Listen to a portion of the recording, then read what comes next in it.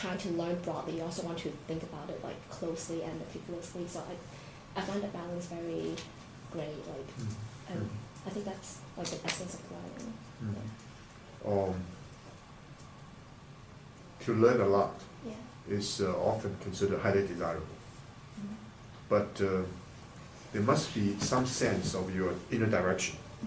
If that direction is not set, even if you learn a lot, you don't know how to, there's no coherent picture of your learning. So I've read this before, but I sort of put in the context of what you're talking in past two lectures, and so I have a question about it's 2.2. I'm not sure it's the same translation actually yet, but the master said there are 300 songs in a poetry, yet one phrase covered them all: thoughts unanswered or unswerving.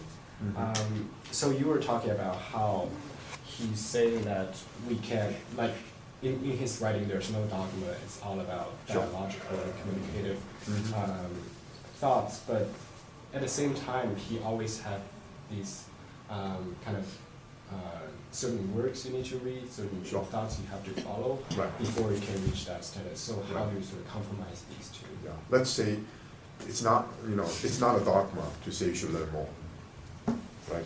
Yeah, I question, exactly this is the case. Why all the 300 poems? These, each one of them, this is from the classic of the songs or classic poems. Each one of them suggests a different way of thinking. So why he summarizes everything as there's no evil, in the sense there's sincerity. Each one of the poems expresses some very, very strong but very genuine human feeling. So from his point of view, it's a comment. It's not a judgment. You can say, for example, why it's not a dogma? You can say, look, these 2 poems express some ideas that I don't consider not evil at all. I consider them very malicious. And of course, the debate begins. Not that Confucius says, there's no evil, then we all accept there's no evil. Right? It's not a dogma in that sense. Yes? So it's 12:18. It says, Lord Ji Kang was troubled by burglars. He consulted with Confucius. Confucius replied, if you yourself were not covetous, they would not rob you, even if you paid them to. And I really like this. I kind of took this to mean sort of against materialism, sort of like the most important things aren't necessarily the physical, tangible things in your life. Like, they can't still learn from you, So if you don't care so much about a table or something, then it doesn't matter if they rob it from you, because you still have your learning, you still have, your family and everything that's more important. Great. Okay. Anyone else? Well, actually, I have a sort of question or. Why don't you say it first, and then we'll come back. 14:22. Zelo asked how to serve a prince. The master said, tell him the truth, even if it offends him. And I thought that was. I think it's implied that if that is how you serve a prince, then you should probably. That's also just how you should serve the common people as well. It's just there are other times when Confucius really thanks people for pointing out his own mistakes, and I think it's something that people are often people get insulted if you point out their mistakes, but ultimately it's better for them even also. Correcting mistake, for example, is absolutely critical.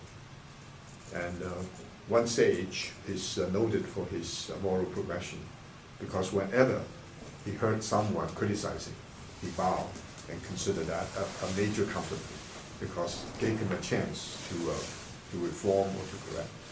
So each day we commit, whether we like them, we commit mistakes or commit things that we wish that we hadn't done.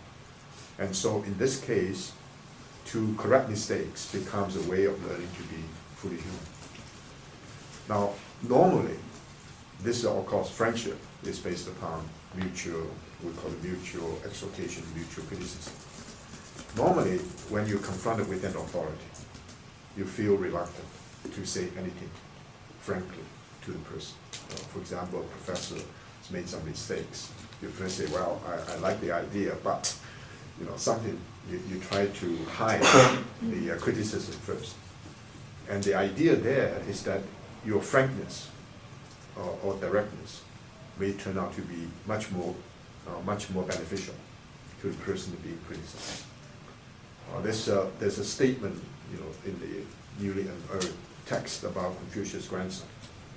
And when the ruler asks Confucius' grandson, what does it mean by being a loyal minister?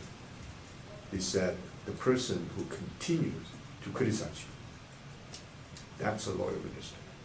The ruler was not happy, so asked another minister. He said, I asked Zi, the grandson of Confucius, what is being loyal?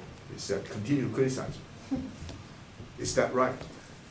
So this minister, which is also very cultivated, he said, normally, because all these ministers are employed by you, so they ought to be loyal to you. So whenever you made a mistake, they would try to hide it, or try to find a way to explain it. Only a great mind and a courageous mind like Zi is able to tell you directly what's wrong. And so if the ruler is not able to accept it, humility, for example, there's something basically wrong with the ruler, because arrogance will make you blind to many of the important areas that you don't know. Yeah, go ahead. No, yeah, so it's about the sentence that she brought up. So, about the burglar, if you treat them well, they won't rob you no matter what. So I was wondering, like, how. Look at that. Oh, it's passage. 12. It's 12.18. Yeah. Yeah. So it's about burglars saying, they would not rob you even if you pay them to, as long as you behave well. And I'm kind of wondering how realistic this is, because I feel like if there are people out there, they're just bad, they rob, or they make a living by robbing other people. And I feel like for those, if there are people out there like that, no matter what you do, they would just do I harm don't on think you. it's saying if you treat them well, it's saying if you yourself were not covetous, then they couldn't rob you. Yeah, I mean, if I'm a robber, right? I want to, and I'm sort of setting my target. And when I do that, I don't see how good you behave. I see how easily. I think it's more metaphorical. Like they can still physically rob you, but if they've taken, No, I'm not saying shape he's over wrong or anything. Just